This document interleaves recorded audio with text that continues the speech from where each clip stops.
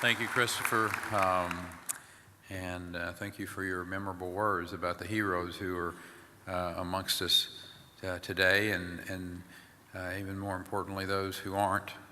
To Mr. Chairman, Senator, thank you all for being here today and honoring these men and women by your presence and your service. It's a very distinct privilege to be with you all for this year's Star of Texas Awards. There's so many who have given so much for the people of the state. It's pretty difficult to believe that it's been now more than 12 years since the events that occurred on September the 11th, 2001. The wreckages have all been cleared away. The Pentagon's been rebuilt. The new tower rising above New York skyline on that site is now in place where the Twin Towers once stood. It has been a time of healing. It's been a time of rebuilding. It has been a time of rebirth. But it does not change the fact that the events of that day changed our nation. We better understand the dangers of global threats. We better understand the need to be prepared for any eventuality. And we better understand the extraordinary sacrifices made every day by our nation's first responders. The echoes of the footsteps taken by New York firefighters, by the police officers, up those stairwells of the World Trade Center continue to reverberate today. They can be heard in the desperation of every emergency call, and the voice on the other side of the door during an attempt to serve a warrant, behind the wheel of a routine traffic stop that might not be routine at all.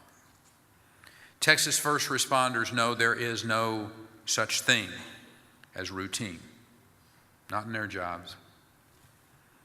As such, they demonstrate the kind of bravery we witnessed on 9/11, each and every day that they go to work. That certainly was the case in West when that fertilizer business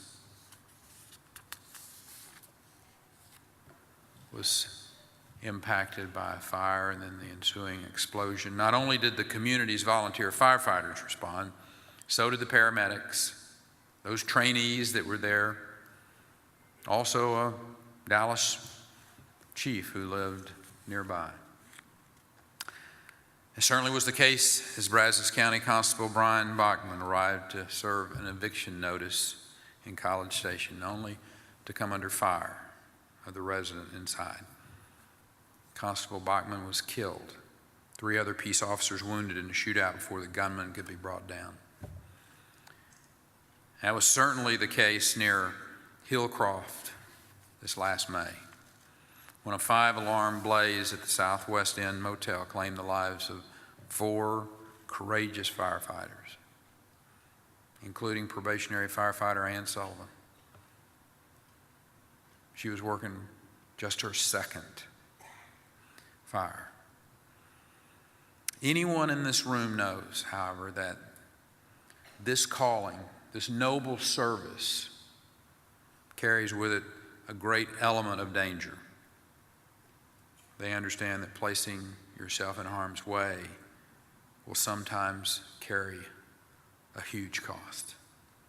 These individuals we lost over the past year lived with that understanding, but it was part of living lives of consequence.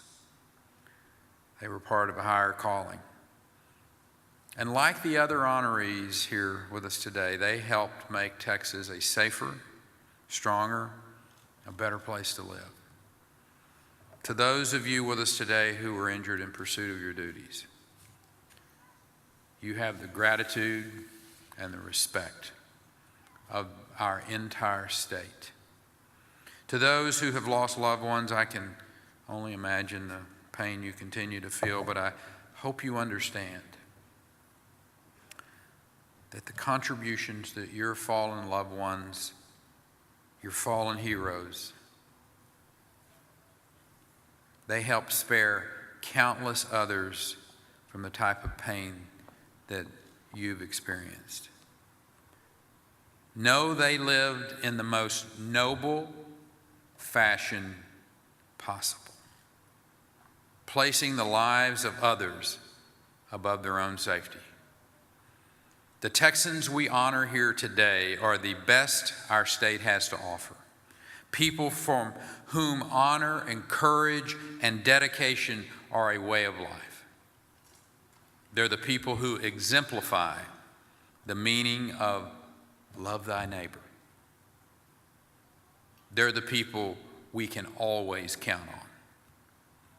Most importantly, they're Texans, and we take great pride in honoring them today.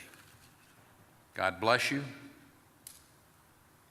May God speed the healing of your heart, and through you, may God continue to bless the great state of Texas. Thank you.